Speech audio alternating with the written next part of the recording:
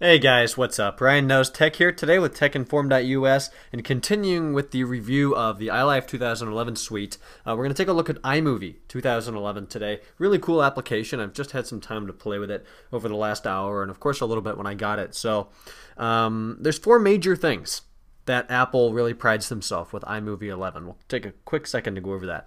The first thing, I'm just reading this off the back of the iLife package, nothing exciting. Cut your own Hollywood-style trailers with drop and drag ease. We're definitely going to take a look at that.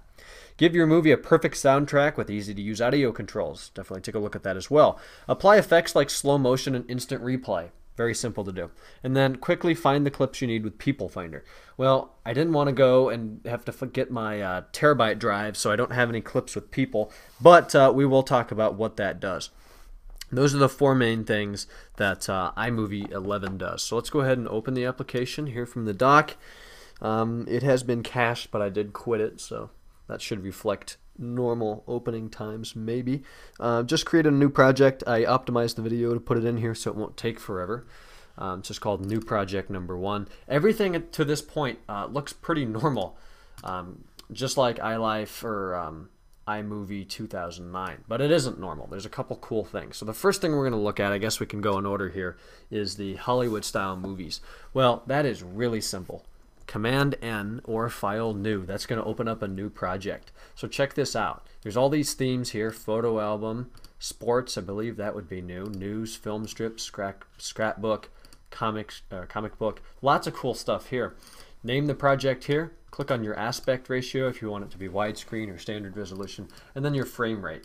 Well, that might be nice to change to adjust, well, not only the quality, but the kind of camera you have, like the NTSC, PAL, and Cinema here. Well, we're going to look at the movie trailers here, and there's a lot of different kinds you can use. I believe they used this one, maybe, for, yeah, I believe this is the one they used in the keynote, which is cool. They also have action here. I don't even think they touched on this. I mean, it's the same idea, but it's a slightly different, movie and stuff like that. Lots of them here. Pets, love story, sports. Take a look at sports.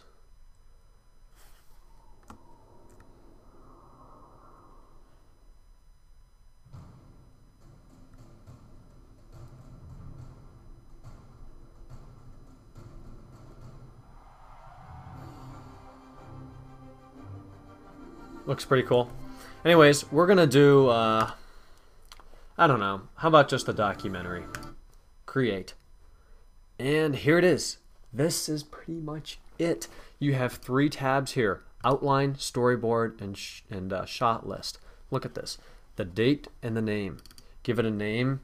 Little subtitle there. Winter 2010. Your cast, mom and dad there. Studio. Sure, Ryan Knows Tech. How about we use the black background there? Nah, that's boring. Yeah, that looks kind of cool. Let's leave it there. And then all your directed here, change the names in there. We've got Godzilla, lots of people working there. Storyboard, I'm not going to put all this stuff in here. I will play the little clip that I made here in just a second. I didn't spend a lot of time on it, but I thought you'd like to see how it works. And I guess I can do that here. But pretty much you just drag the clips in here based on what you want. So for landscape, let's come over here, and I went to the air show. I guess it's not really a landscape, but we'll just click on it, and there it is. Now, it's only 2.03 seconds long. So if we click on that, and then click on, let's see. Well, you double click on it, you get the same stuff that you had with the inspector before. But I think it's these two arrows. There it is. Click on those two arrows, and you can adjust where within the clip you want it to play those 2 seconds that it's going to use. So how about right here when that F-18 Hornet is just over the people? Move it right there.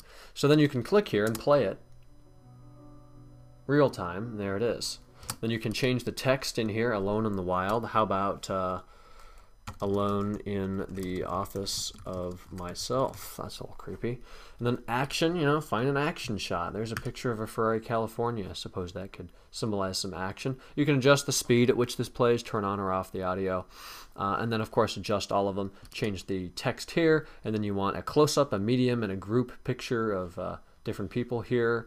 Man versus nature, of course. Change that text to whatever you want. There's an action shot. Nice little pictures here from Apple. But, you know, with all Apple stuff, I just can't stress it enough. It is unbelievably easy to come in here and within 10-15 minutes create a really high quality looking, I guess, Hollywood style trailer here. So then at the end, winter 2010. There it is. Credits.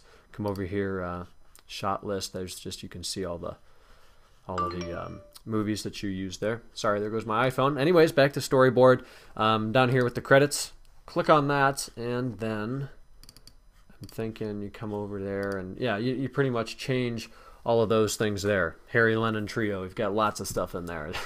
It's fun to mess with. It's a, you know, relatively easy to use, very easy to use, but relatively high quality product you can have at the end of doing this. So all of those themes work about the same. It's super easy to control it from here, and definitely a nice feature. You know, nobody really needed or wanted or asked for this, but now that we have it, it's really cool and we all enjoy it.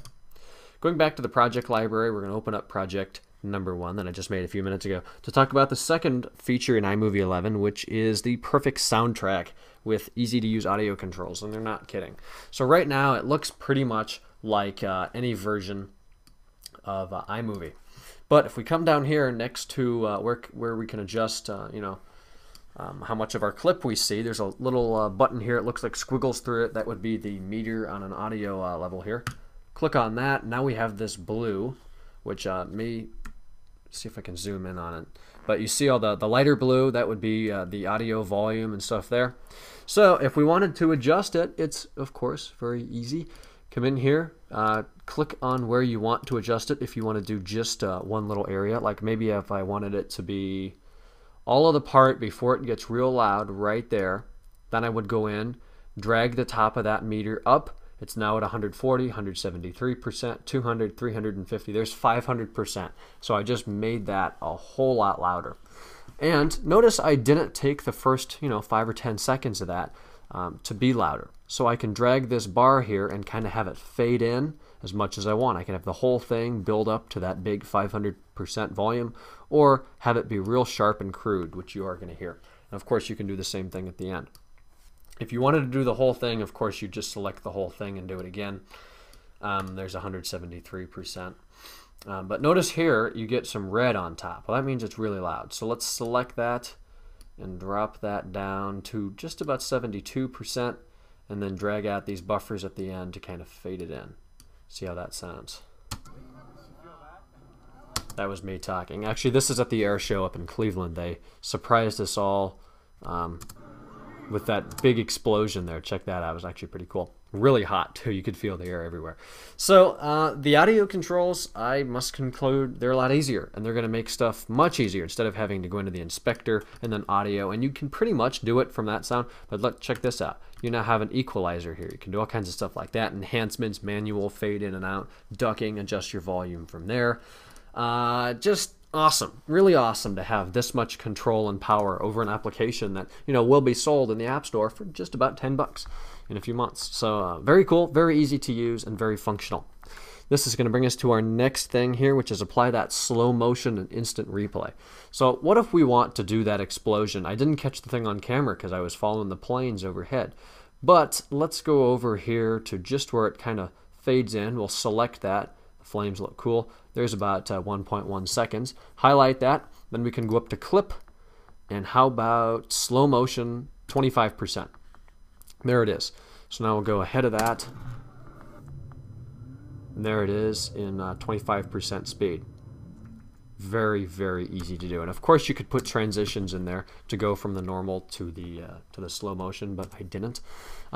Just Control Z to get rid of that. We still have that selected. Go back to clip. How about the, let's see, where'd it go? Instant replay. We'll do the 25% here too and see what that looks like. So it's going to play it at normal speed and then do an instant replay of it. Notice you get that instant replay thing up top, which is kind of cool. So that, again, is very easy and could be useful. Not obviously for every project that you're going to be doing, but it is kind of cool. And then the last thing is the people finder. As I said in the beginning of the video, I don't have a lot of clips of people on this machine, but essentially it's really like iMovie, or iPhoto, I'm sorry.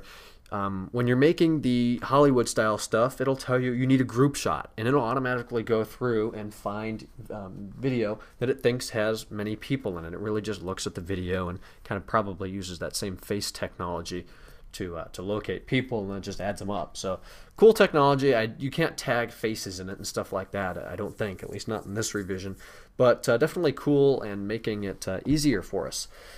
That's pretty much iLife, or iMovie at least, 11, guys. It's cool, it's easy, it's got nice effects, it makes editing really nice. You don't have to spend your whole day inside anymore to create a really high quality piece at the end like you used to a couple of years ago. Will this make me switch back from ScreenFlow? Well, I kind of have a system for this.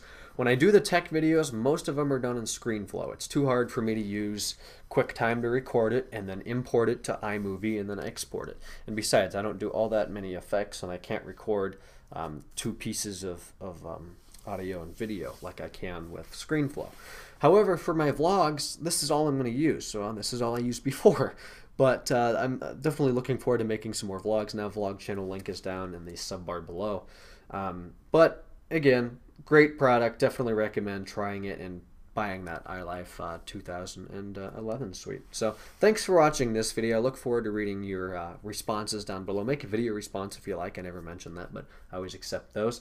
My website is techinform.us. We're looking for some more posts there. Really a big surge here where we've got some exciting updates planned in the future. Definitely some cool stuff. So be sure to check that out. Again, techinform.us, links below. Then my Twitter for all kinds of new information is twitter.com/JamesRSchultz. Again, link below. And then Tuesday nights, we host our live shows from 8 to 9 p.m. Eastern Time on ustream.tv/user/techinformus. So I'll see you there next Tuesday, or in tomorrow's Thursday. I have Friday off, so be a good video tomorrow on Thursday, probably regarding GarageBand 2011.